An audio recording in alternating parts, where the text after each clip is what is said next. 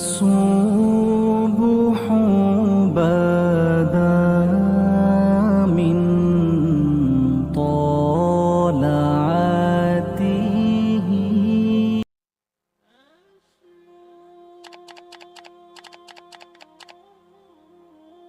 اللہ تعالیٰ نے داؤد علیہ السلام کے معجزات کا ذکر فرمایا ہے، یعنی پہاڑوں کا ان کے تابع ہونا، پہاڑوں اور پرندوں کا ان کے ساتھ مل کے تسبیح پڑھنا، اور جنگ سے حفاظت کے لیے ان کا زرہ بنانا، اسی طرح ہوا کو سلیمان کے تابع کرنا علیہ السلام، اور جو ان کے حکم سے ان کے تخت کو ہوا میں اڑا کر لے جاتی تھی، اور جنات کو ان کے تابع کرنا، وہ ان کے حکم سے کام کرتے تھے، جنات بھی، جن بھی تابع ہوتے ہیں اللہ کے نبیوں کے۔ جب نبی پاک طائف سے واپس آئے تھے تو حضور پریشان تھے، تو جنوں کی جماعت نے آ کے کلمہ پڑھا، کہا یا رسول اللہ اگر وقتی طور پر انسان نہیں مانتے تو ہم تو حاضر ہیں نا، ہمیں کلمہ پڑھا دیں۔ جن رسول اللہ کے غلام بنے تو حضرت سلیمان کا تخت بھی ہوا میں اڑتا تھا۔ کبھی کسی زمانے میں لوگ اس پر اعتراض کرتے تھے کیسے اڑ سکتا ہے، جب سے جہاز اڑنے لگ گیا ہے نا، اب سائنسدانوں نے اس پہ اعتراض کرنا چھوڑ دیا ہے، باقی بھی ساری چیزوں پہ چھوڑ جائیں گے آہستہ آہستہ۔ انسان سے مجبوری میں کوئی کام ہو جائے تو وہ تو معاف ہوتا ہے، لیکن وہ کہے کہ میں بھول گیا تھا، میرا دھیان نہیں رہا تھا، مجھے یاد نہیں رہا تھا، تو یہ غفلت ہے۔ تو غافل اب جب آپ ہو جاتے ہیں تو پھر غفلت انسان کو روز بروز زیادہ غافل کرتی جاتی ہے۔ مال کماتے کماتے مقصد مال نہیں بنانا، دولت حاصل کرتے کرتے محبت دولت کی نہیں دل میں پیدا کرنی، بال بچے، گھر بار، مکان، اس کے پیچھے بھاگتے بھاگتے ایسا نہ ہو کہ پلٹ کر دیکھیں تو ہمارا بہت سا روحانی، فکری اور ذہنی نقصان ہو چکا ہو۔ بہت سارے لوگ ہم میں سے ایسے ہیں جو الحمدللہ مقصود نہیں دولت کو بناتے، جن کا مقصود رزق حلال ضرور ہے لیکن وہ اس کو اپنے ذہن پہ سوار نہیں کرتے، صرف دولت کی ہو کے زندہ نہیں ہے، وہ اللہ کے بندے بن کے زندہ ہے، رسول اللہ صلی اللہ علیہ وسلم کے غلام بن کے فخر محسوس کرتے۔ دولت کی طرف جتنی زیادہ ہماری توجہ ہو گئی ہے اور مال کی جانب جتنا زیادہ ہمارا ذہن ہو گیا، سارے رشتے مال میں تلنے لگ گئے، ہر چیز کو اسی عینک سے دیکھا جانے لگا ہے۔ اللہ تعالیٰ نے قرآن مجید میں ارشاد فرمایا کہ یا ایھا الذین آمنوا لا تلھکم اموالکم ولا اولادکم عن ذکر اللہ، اے ایمان والو تمہارا مال اور تمہاری اولاد تمہیں اللہ کے ذکر سے کہیں غافل نہ کر دے۔ اولاد بھی تمہاری ہے، مال بھی تمہارا ہی ہے، رہے گا بھی تمہارے پاس، لیکن اس کی موجودگی میں غافل نہ ہو جانا، غافلوں جیسی زندگی نہ بتانا۔ جو لوگ سڑک کو منزل بنا لیتے ہیں وہ رستے میں رہ جاتے ہیں۔ سڑک جو ہوتی ہے وہ راستہ ہوتی ہے، منزل نہیں ہوتی۔ یہ جو رزق ہے، دولت ہے، مال ہے، اولاد ہے، یہ تو سارا رستہ ہے اللہ کی طرف جانے کا، کہ تھوڑا سا رزق حلال کمائیں، کمر سیدھی ہو جائے، اور پھر ہم اپنے رب کریم کی عبادت کریں۔ ہم رزق حلال کمائیں تاکہ ہم ہاتھ پھیلانے سے بچیں، اور ہم اللہ کے بندوں کی ضروریات کا خیال کریں، دین کے کاموں میں اپنے آپ کو مشغول کریں، کچھ نہ کچھ اپنا حصہ پیش کریں۔ یہ مقصود تھا، یہ منزل نہیں، یہ تو صرف ایک رستہ تھا۔ ہم نے اب کیا کیا ہے کہ یہی چیز ہماری منزل بن کے رہ گئی ہے۔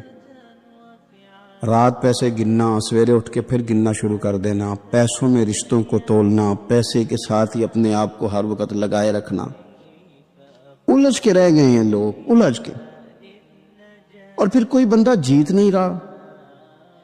ہمارے دادا بھی یہی کہتے تھے کہ کچھ پیسے کمانے ہیں تاکہ بچے پال لوں، یہ کہتے کرتے چلے گئے۔ ہمارے ابا بھی یہی کہتے تھے، پھر اس کے بعد ہم نے بھی یہی بولنی شروع کر دی ہے، تو جیتا تو کوئی بھی نہیں، جیتا تو کوئی بھی نہیں۔ مال کو ضرور حاصل کرے، حضرت بہاولک نقشبند بخاری رحمۃ اللہ علیہ فرماتے میں نے نا مینا کے میدان میں ایک نوجوان دیکھا جو لاکھوں کا کاروبار کر رہا تھا، لاکھوں کا، دیناروں کا کاروبار کرتا تھا، سونے چاندی ہیرے جواہرات کا کام کرتا تھا، لیکن فرماتے میں نے اس کے دل پہ نظر ڈالی، لاکھوں کا کام کرتا تھا پر اس کا دل ایک منٹ کے لیے بھی اپنے رب کی یاد سے غافل نہیں تھا، ہر وقت اس کا دل اپنے مالک کی یاد میں مصروف تھا، ہر وقت۔ ارشاد فرماتے ہیں کہ میرا شروع میں اس کے بارے میں گمان یہ تھا کہ دیکھو یہ شخص کیا کر رہا ہے، پیسہ کما رہا ہے، دولت کے چکر میں پڑا ہوا ہے۔ فرماتے ہیں کہ پھر میں نے ایک اور منظر دیکھا، ایک اور رنگ میں نے دیکھا کہ وہ کما رہا تھا، اور پھر اختتام حج پہ میں نے دیکھا کہ جو کمایا تھا سارا اللہ کے بندوں پہ خرچ کر رہا تھا۔ آپ اور میں، ہم نے دیکھنا صرف یہ ہے کہ کہیں ایسا تو نہیں ہے کہ دولت میں الجھ گئے۔ بہت سارے لوگوں نے یہ کہا تھا، ہم سنتے تھے جب کوئی آدمی جانے لگتا تھا نا پردیش پیسہ کمانے کے لیے، تو وہ کہا کرتا تھا کہ میں ملک سے باہر جا رہا ہوں، 2 4 5 سال لگا کے آؤں گا، واپس آ کے پھر یہاں میں نے کوئی کام کرنا ہے، تھوڑے سے پیسے کماؤں تاکہ یہاں نہ پھر میرا سلسلہ کوئی بن جائے۔ وہ 3 سال لگانے گئے تھے پر 30 گزر گئے ہیں، لوٹ کے واپس کوئی نہیں آئے۔ وہ 4 سال کا کہہ کے گئے تھے پر سال 40 ہو گئے، لوٹے نہیں۔ کیوں نہیں لوٹے؟ اس لیے کہ پہلے مفاد چھوٹا تھا، خیال یہ تھا کہ تھوڑے سے پیسے آ جائیں گے، بچوں کا خرچہ چلنے لگ جائے، فیسیں پوری ہونے لگ جائیں، اور مجھے کسی سے مانگنا نہ پڑے تو بس پھر میں کامیاب ہوں۔ یہ طے کیا تھا۔ اس کے فوراً بعد پھر جب باہر گئے تو خیال آیا کہ نہیں، صرف پنکھے کا نہیں، اے سی کا بل بھی دینا پڑے گا۔ پھر تھوڑا اور آگے بڑھے تو خیال آیا کہ چھوٹی گاڑی پہ گزارا نہیں ہوتا، بڑی گاڑی نہ لے لیں۔ پھر خیال آیا کہ بڑی گاڑی لی ہے تو یہ تو اندر کھڑی نہیں ہوتی، سامنے والا پلاٹ مل جائے تو ذرا گراج اچھا بن جائے گا۔ پھر الجھتے الجھ گئے دوستو۔ پھر نہ مالک حقیقی کی جانب وہ نظر جو ہماری ہونی چاہیے تھی نہ رہی۔ ذوق سے نماز پڑھتے تھے، پھر ہماری نمازیں مختصر ہو گئیں۔ ہم سویرے اٹھ کے ذوق سے قرآن پاک پڑھتے تھے، پھر وہ وقت بھی ہمارا دفتر کی تیاری میں لگ گیا۔ رات درود شریف پڑھتے تھے، لیکن وہ بھی سارا ہمارا حساب کتاب میں وقت گزر گیا۔ ہم نے یہ سمجھا ہی نہیں کہ دولت کارخانہ نہیں دیتا، دولت سیٹ صاحب نہیں دیتے، دولت آپ کو آپ کی فیکٹری نہیں دیتی، دینے والے تو رب کریم کی ذات ہے۔ تو جہاں سے آنا تھا وہاں توجہ دینی چاہیے تھی کہ جہاں صرف ایک سبب تھا، ذریعہ تھا۔ حضرت اویس کرنی رضی اللہ تعالیٰ عنہ، ہمارے صوفیاء میں ایک لفظ بولا جاتا ہے فقر بوزر، یعنی کچھ لوگ ایسے ہیں جو سیدنا ابو ذر غفاری رضی اللہ تعالیٰ عنہ کے طریقے پہ چلتے ہیں۔ ایک لفظ بولا جاتا ہے فقر بوزر، کچھ لوگ فقر بوزر کے قائل تھے، اسی مزاج کے قائل تھے حضرت سیدنا اویس کرنی رضی اللہ تعالیٰ۔ ان کے ذہن میں ایک بات بیٹھ گئی تھی کہ یار دینے والا اللہ ہے، دینے والا عزت بھی اللہ دے گا، رزق بھی اللہ دے گا۔ بلکہ امام غزالی رحمۃ اللہ علیہ نے تو حدیث لکھی ہے، آپ فرماتے ہیں کہ نبی پاک صلی اللہ علیہ وسلم نے فرمایا جس نے بندوں سے عزت تلاش کی رب اسے رسوا کر دے گا۔ جو سیاست کر کے عزت حاصل کرنا چاہتا ہے، جو اس طرح کا ماحول بناتا ہے کہ میں کوئی ایسے کام کروں کہ لوگ میری واہ واہ کریں، لوگوں سے عزت کا حصول کرنے والے کو رسوا کر دیا جاتا ہے۔ عزت دراصل وہی ہے جو رب کریم عطا فرماتا ہے۔ میرے عزیز دوستو، آپ اپنی توجہ، دل کی توجہ، روح کی توجہ اپنے مالک کی جانب جب کر لیتے ہیں، غفلت کا پھندا اتار دیتے ہیں، اور ہر وقت غلبہ رکھنا پیسوں کا، ہر وقت اسی میں سوچنا، اسی میں محو ہو جانا، پھر آپ کا ذہنی نقصان ہوتا ہے، پھر آپ کی روح جو ہوتی ہے وہ بے چین رہنے لگتی ہے۔ پھر ایسے بھی غریب دیکھے جن کے پاس پیسے ہیں، پیسوں کے علاوہ کوئی شے بھی نہیں. پھر ایسے بھی تنگ دست دیکھے کہ جن کے پاس جائیدادیں بڑی ہیں پر ان کے پاس رات کو سکون سے سونے کے لیے وقت کوئی نہیں. عزیز بھائی، حضرت ویس کرنی رضی اللہ تعالیٰ عنہ کی ملاقات ہو گئی حضرت حرم بن حیان کے ساتھ. یہ بھی تابعی ہیں. تو حضرت حرم بن حیان رحمۃ اللہ علیہ کہتے ہیں یہ نا ہم تو خیر بڑی ساری باتیں سنتے ہیں تو نصیحت نہیں نا حاصل کرتے. ویسے بھی یہ دور تقریریں کرنے، تقریریں سننے کا ہے. جو عمل کرنے والے لوگ تھے ان کا کیا طریقہ تھا کہ وہ ایک دو جملے کافی تھا. علم و بس کری ہو یار، وہ ایک کو یہ رفتے نہیں درکار. جملہ ایک بھی تیرے لیے کافی ہے، لیکن شرط یہ ہے کہ تو عمل کا ارادہ رکھتا ہو، تیرا خیال ہو کہ عمل کرنا ہے. وہ لوگ نا مختصر سی باتیں کرتے، مختصر سی نصیحتیں کرتے، لیکن وہ اخذ جلدی کرتے، اس میں سے اپنے لیے خیر جلدی تلاش کرتے. حضرت حرم بن حیان کی ملاقات ہوئی حضرت اویس کرنی رضی اللہ تعالیٰ عنہ کے ساتھ. تو حضرت حرم بن حیان کہتے ہیں میں نے عرض کی حضور میں کسی ملک میں جا کے رہنا چاہتا ہوں، کہیں سکونت اختیار کرنا چاہتا ہوں، یہاں سے ہجرت کرنا چاہتا ہوں، تو مجھے کوئی آپ مشورہ دے میں کہاں جاؤں. تو فرماتے ہیں کہ میں نے جب یہ سوال کیا تو حضرت ویس کرنی نے مجھے اشارہ دیا، فرمانے لگے ملک شام چلا جا. کہتے میں نے اگلا سوال کیا حضور وہاں جا کے کاروبار کیا کروں گا، رہوں گا کیسے، کھاؤں گا کہاں سے.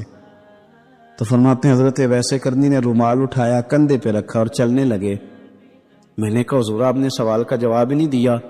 تو فرمانے لگے جس دل کو ابھی تک یہی یقین نہیں آیا کہ روزی کون دیتا ہے اسے میں نصیحت کیا کروں. میں تجھے نصیحت کروں جسے آج تک یہی نہیں پتا کہ روزی کون دیتا ہے. تو ابھی تک اپنے دل کو پکا ہی نہیں کر پایا کہ روزی رب دیتا ہے. او خدا کے بندے کیا نصیحت کروں تجھے، تو ابھی تک یہاں اڑا ہوا ہے. تیرا جو توکل ہے وہ مضبوط ہونا چاہیے، تیرا بھروسہ اپنے رب کی ذات. تو غافل ہو گیا اللہ سے، تو نے اسباب پر بھروسہ سارا کرنا شروع کر دیا. اسباب اختیار کیے جاتے ہیں، بھروسہ رب کریم پہ کیا جاتا ہے. ہماری جو غفلت ہے نا وہ بھلا کیوں ہوئی ہے؟ وہ اس لیے ہوئی ہے کہ پیسے کسی کو بھی برے نہیں لگتے. پتہ نہیں ان میں کیا کشش ہے. یہ نہ آپ کسی جگہ بھی ان کا نام لے لیتے ہیں یا کسی جگہ بھی آ جاتے ہیں تو یہ برے لگتے ہی نہیں. یہ جناب بڑی بڑی فقیری کا دعویٰ کرنے والے اور لوگوں کو طریقت اور تصوف کا درس دینے والے ان کو بھی اچھے لگتے ہیں. یہ تو جناب جو لوگوں کو کہہ رہے ہیں فقیر ہو جاؤ فقیر ہو جاؤ، وہ خود امیر ہوتے جا رہے ہیں. یہ پتہ نہیں ان میں کیا ہے ایسا خاص. ہمارے ایک استاد تھے تو مزاج میں بڑی ظرافت تھی، حالانکہ بڑے اللہ والے بندے تھے. تو بات بڑی وہ دل لگی کی کیا کرتے تھے. تو ایک دن ہم نے پوچھا استاد جی خوشبو کون سی اچھی لگتی ہے؟ کہنے لگے بیٹا جو پیسوں میں سے آتی ہے وہ مجھے بڑی اچھی لگتی ہے، اس لیے کہ ملتے کم ہیں. ہمارا نا جب اس طرح کا ذوق بن جاتا ہے نا، آپ مزاج بنا لیتے ہیں پیسوں کا. لوگ سمجھتے ہیں کہ غریبی کا ڈر شاید زیادہ ڈر ہے، لیکن کبھی آپ دروازہ رسول پہ جائیں نا تو حضور نے تو کوئی اور ڈر بیان کیا ہے. حضرت ابو عبیدہ بن جراح رضی اللہ تعالیٰ عنہ بحرین سے نا مال لے کے آئے بہت سارا. حضور نے بھیجا، جزیہ لینے گئے یا مال غنیمت کا کچھ مال تھا. آپ لے کے مسجد میں آئے تو لوگوں کو پتہ چل گیا کہ آج مال آیا ہے. اب سب کو حصہ ملتا تھا اس میں سے، بدریوں کو زیادہ ملتا تھا، باقی لوگوں کو بھی ملتا تھا. تو فجر کی نماز کے بعد لوگ گھروں کو جایا کرتے تھے، لیکن آج پتہ چلا نا مال آیا. تو یہ سیاستہ میں حدیث موجود ہے، سب لوگ مسجد میں بیٹھے رہے. حضور علیہ السلام نے فرمایا تمہیں پتہ چل گیا مال آیا ہے؟ عرض کی حضور ہاں. فرمایا تمہیں بانٹنے لگے ہیں، دینے لگے ہیں. ہم نا غریبی سے ڈرتے ہیں، ہم اپنے بچوں کے لیے دعا کرتے ہیں ان پہ غربت نہ آئے، ہم اپنے بہن بھائیوں کے لیے دعا کرتے ہیں ان پہ غربت نہ آئے. کرنی چاہیے، لیکن ذرا اس حدیث کے مفہوم کو بھی دیکھیے گا. نبی پاک صلی اللہ تعالی علیہ وآلہ وسلم نے فرمایا تمہیں دینے لگے ہیں، مال آ گیا ہے، لیکن میرے قریب نے اپنی امت کے لیے جس چیز کا ڈر محسوس کیا وہ کیا ہے؟ حضور کے دل میں کس چیز کا خدشہ تھا وہ کیا ہے بیان کیا. حضور فرمانے لگے لوگو مجھے تم پر غربت کا ڈر نہیں، یہ ڈر نہیں کہ تم غریب ہو جاؤ گے، بلکہ مجھے تو ڈر ہے کہ تم پر دولت پھیلا دی جائے گی، تم زیادہ مالدار ہو جاؤ گے۔ خوف غریبی کا نہیں، خوف تمہارے مال کا ہے۔ اور حضور فرماتے ہیں کہ پھر تم انہی باتوں میں مبتلا ہو جاؤ گے جن میں پرانی امتیں مبتلا ہوئی تھی، اور جب وہ اللہ کی نافرمانی میں مبتلا ہوئی تھی تو پھر وہ ہلاک کر دی گئی تھی۔ مجھے ڈر ہے، مجھے ڈر ہے۔ ہاں، جہاں دولت آتی ہے وہاں سستی بھی آتی ہے، جہاں دولت آتی ہے وہاں معاذ اللہ عیاشی بھی آتی ہے، جہاں دولت زیادہ آ جاتی ہے وہاں پھر لوگ ہر چیز کو دولت میں تولنے لگتے ہیں۔ جہاں دولت زیادہ آتی ہے میرے بھائی، پھر لوگ سمجھتے ہیں کہ ہر چیز میں خرید لوں گا، پھر لوگوں کے ذہنوں کے اندر اس طرح کا فطور آتا ہے۔ حضور نے فرمایا مجھے ڈر ہے تمہارے دولت مند ہونے کا، ڈر ہے دولت مند ہونے کا۔ یارو، اپنے پیسوں سے ڈرا کرو، اپنی جائیدادوں سے ڈرا کرو، اپنے مال سے ڈرا کرو۔ وہ ہم نے جو بڑے بڑے محلات تعمیر کرنے شروع کیے ان سے ڈرا کرو، اس لیے کہ حضور نے فرمایا مجھے ڈر ہے۔ حضرت ابو بکر صدیق رضی اللہ تعالیٰ عنہ تشریف فرما تھے۔ ہمارے نا بچے بہت زیادہ آسانی مانگتے ہیں۔ اقبال نے کہا لہو مجھ کو رلاتی ہے جوانوں کی تن آسانی۔ جب میں جوانوں کا مزاج دیکھتا ہوں نا کہ اتنے آرام پسند ہو گئے ہیں تو پھر میری آنکھوں سے لہو بہتا ہے۔ لہو مجھ کو رلاتی ہے جوانوں کی تن آسانی۔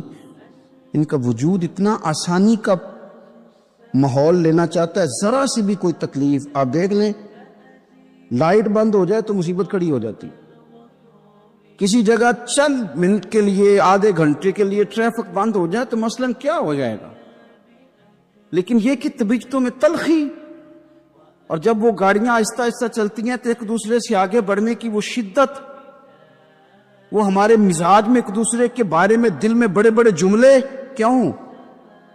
اس لیے کہ ہماری طبیعت آسانی پسند ہے، ذرا سی بھی کوئی رکاوٹ ہم نہیں برداشت کرتے، تھوڑی دیر کے لیے ٹھہرنا پڑ جائے ہمارے لیے بڑا مشکل کام ہے۔ داتا صاحب رحمۃ اللہ علیہ نے کشف المعجوب کے اندر لکھا ہے کہ صوفیاء کا ایک گروہ ایسا گزرا ہے جو ملامتی کہلاتے ہیں، ان کو لوگ برا کہیں تو وہ خوش ہوتے ہیں، وہ سمجھتے ہیں جب لوگ تنقید کرتے ہیں تو نفس پہ بوجھ پڑتا ہے، جب کوئی دل توڑتا ہے تو اللہ کی بارگاہ میں رونا آسان ہو جاتا ہے۔ ایک گروہ گزرا ہے صوفیاء کا، وہ پسند کرتے ہیں اس چیز کو، یہ بہت زیادہ تعریف، توصیف، نعرے، شور، یہ بعض اوقات نفس کے تکبر کا سبب بنتا ہے۔ آپ ملاحظہ کر لیں، حضرت ابو بکر صدیق رضی اللہ تعالیٰ عنہ سے یہ سلسلہ چلا ہے، کس قدر زیادہ تانے تھے ان کے لیے، کتنی زیادہ آزمائش تھی ان کے لیے، کتنا زیادہ پریشانی کا سامان تھا، لوگ کیا کچھ کہتے تھے، اور پھر یہ سلسلہ تمام صحابہ کے لیے اسی طرح رہا۔ آپ لوگ جن لوگوں کی تعریف کرتے ہیں یہ ضروری نہیں کہ باقی بھی سارے ان کی تعریف کرتے ہوں۔ امام علی مقام سیدنا امام حسین رضی اللہ تعالیٰ عنہ کا ہم دن مناتے ہیں، پوری امت مسلمہ امام حسین رضی اللہ تعالیٰ عنہ کی عظیم قربانی کی یادگار مناتی ہے، تو سارے کلمہ گو تو ایسا نہیں کرتے۔ آج بھی ڈھیروں لوگ ہیں جو تانا دیتے ہیں، اس کو سیاسی جنگ کہتے ہیں۔ دین کے لیے یہ جو آزمائش رہی، یہ جو تانا رہا، یہ جو تنقید رہی، یہ اس کا حسن رہا، یہ چیز اس کو نکھارتی ہے، یہ اس کے اندر تازگی پیدا کرتی ہے۔ جب آپ کو راہ دین میں کوئی برا کہتا ہے تو آپ کے لیے وہ چیز مزید حسن کا سامان پیدا کرتی ہے، آپ کے لیے مزید بہتری ہوتی ہے۔ داتا صاحب رحمۃ اللہ تعالی علیہ نے خود لکھا ہے، داتا صاحب فرماتے ہیں کہ ایک طریقت کا ایک مسئلہ میرے لیے بن گیا تھا۔ روحانی سفر انسان کر رہا ہوتا ہے نا جب، بڑے اچھے اس کے اوراد و وظائف چل رہے ہوتے ہیں، عبادات چل رہی ہوتی ہیں، تہجد میں بوجھ نہیں ہوتا اس کے لیے اٹھنا، تلاوت قرآن پاک صحیح کر رہا ہوتا ہے، اگر مراقبے پہ بیٹھا ہے تو صحیح بیٹھا ہوتا ہے، اس کے اسباق صحیح چل رہے ہوتے ہیں۔ کئی دفعہ رکاوٹ آ جاتی ہے، اس کی کوئی نہ کوئی وجہ ہوتی ہے، یہاں تو کہیں غلطی ہو جاتی ہے، یا انسان کوئی ایسی بھول کر بیٹھتا ہے جس کے نتیجے میں بریک لگ جاتی ہے۔ داتا گنج بخش علی حجویری رحمت اللہ تعالی علیہ ارشاد فرماتے ہیں کہ میرا طریقت کا کوئی مسئلہ بن گیا، روحانی سفر جو میں طے کر رہا تھا۔ آج کل تو خیر سارے لوگ طے کر کے بیٹھے ہوئے نا، ہم سارے سفر، ہم تو مسافر ہے ہی نہیں، ہم نے تو مکمل کر لیا سفر۔ ہم تو گفتگو کرتے ہیں تو ایسے لگتا ہے کہ جیسے طریقت کے اماموں میں ہمارا نام لکھا جائے گا۔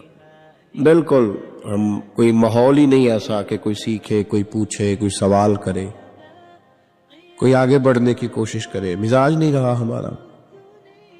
تو داتا صاحب کہتے ہیں میں ایک روحانی مسئلے میں الجھ گیا تھا، تو میں نے بڑے اوراد کیے، وظائف پڑھے، بڑا میں نے اللہ اللہ کی، بڑا کچھ کیا، جو ممکن تھا میں نے کیا، کئی مزارات پر حاضری بھی دی، صدقات و خیرات بھی کیے، لیکن وہ میرا مسئلہ حل نہیں ہوتا تھا۔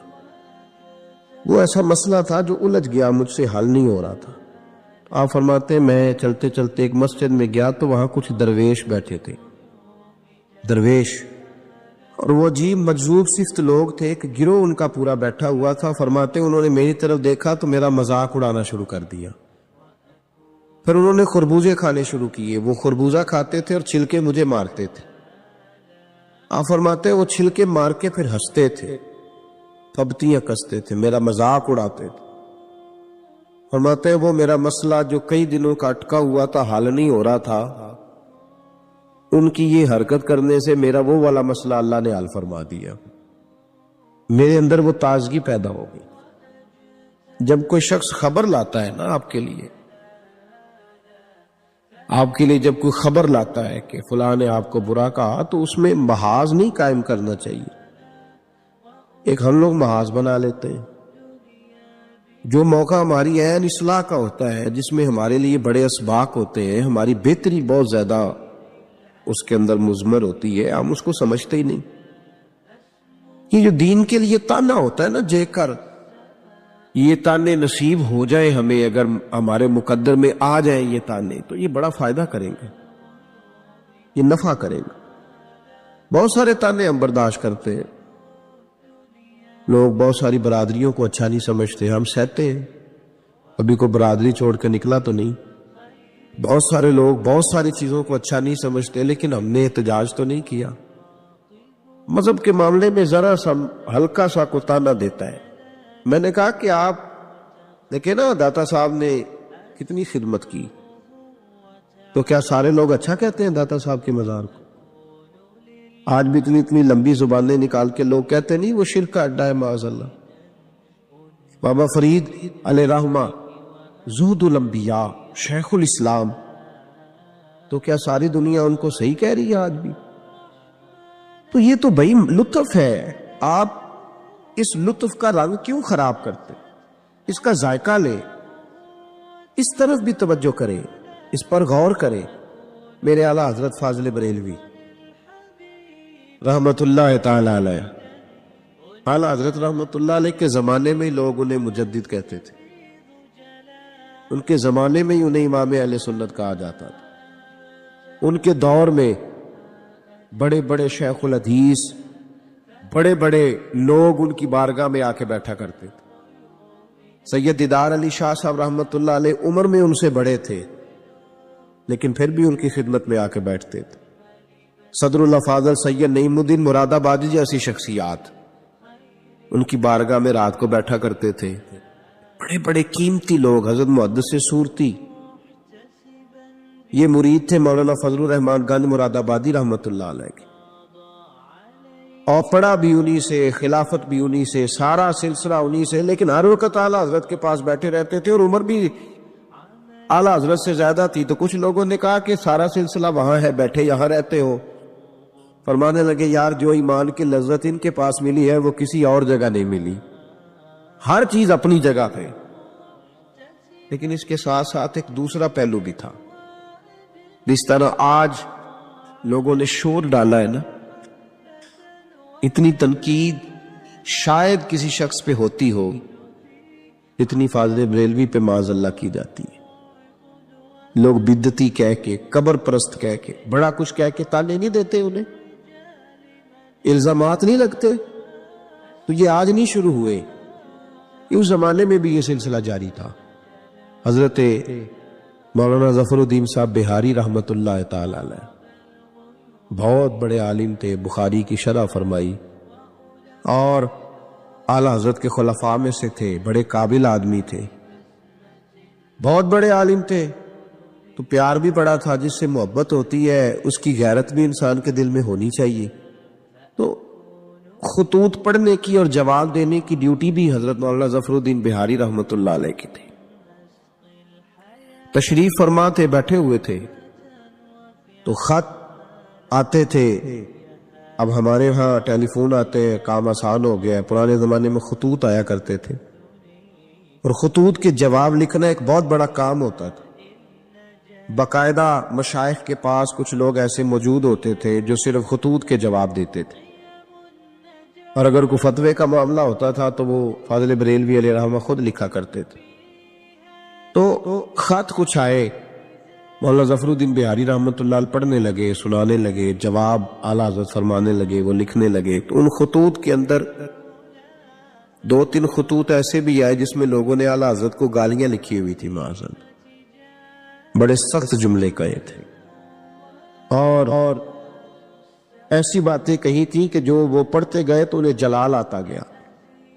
بڑے مریدین اعلیٰ حضرت کے حاجی لال خان جیسے بڑے رئیس اعظم لوگ تشریف فرما تھے، جب یہ خطوط پڑھے گئے جلال آیا سب مریدین کو، اور جوش میں مولانا ظفر الدین بہاری کہنے لگے میں ان پر مقدمہ کروں گا، میں کچہری جاؤں گا، عدالت جاؤں گا، میں مقدمہ کروں گا، انہیں سزائیں دلواؤں گا۔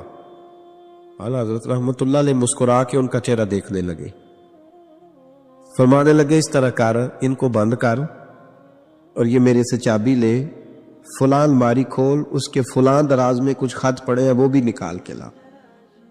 آپ کہتے میں گیا، وہ خطوط میں نکال کر کے لایا، اور لا کر میں پڑھا، ان کو کھولا تو کسی نے اعلیٰ حضرت کو امام اہل سنت لکھا ہوا تھا، کسی نے لکھا تھا مجدد آپ، کسی نے لکھا تھا کہ ہندوستان کے حسان بن ثابت بھی آپ ہی ہیں رضی اللہ، کسی نے کوئی لقب دیا، کسی نے کوئی۔ اعلیٰ حضرت فرمانے لگے ظفر الدین اس طرح کر یار، انہوں نے میری تعریفیں کی ہیں، پہلے انہیں جائیدادیں بانٹنا، تو پھر تنقید کرنے والے پہ مقدمہ بھی کر لینا، انہیں پہلے جائیدادیں بانٹنا، ان کے لیے انعام کا اعلان کر۔ اور پھر بڑا خوبصورت اور قیمتی جملہ جو صوفیاء کی روحانی تربیت کے لیے بڑا قیمتی ہے، بڑا خوبصورت جملہ کہا۔ آپ فرمانے لگے مجھے بتاؤ تو صحیح، میرا ان کے ساتھ ذاتی جھگڑا کیا ہے؟